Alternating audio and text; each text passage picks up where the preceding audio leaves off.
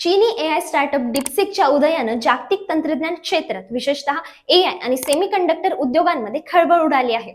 यामागचं महत्त्व समजून घेणं गरजेचं आहे, कारण यूएस मार्केट सोबतच भारतीय मार्केटवर देखील याचा प्रभाव पडलाय आणि यापुढेही पडेल. डिपसिकनं कमी डेटा आणि संगणकीय शक्तींमध्ये प्रभावी मॉडेल तयार करून दाखवलंय. डिपसिकनं आपलं एआय मॉडेल फक्त $5.6 दशलक्ष एवढ्या खर्चात विकसित केलंय. तुलनेनं गुगल, मायक्रोसॉफ्ट आणि ओपन एआय सारख्या दिग्गज कंपन्या यासाठी अब्जावधी डॉलर्स खर्च करतात.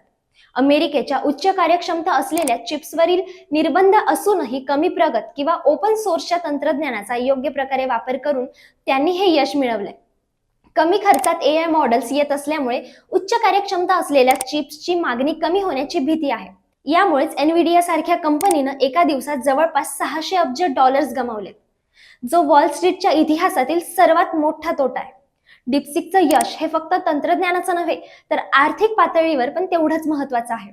यामुळे आता जागतिक टेक कंपन्यांना या बदलांशी जुळवून घ्यावं लागेल, नाहीतर त्यांना मोठ्या अडचणींचा सामना करावा लागू शकतो. अशाच माहितीसाठी माईक टेस्टिंग मराठीला नक्की फॉलो करा.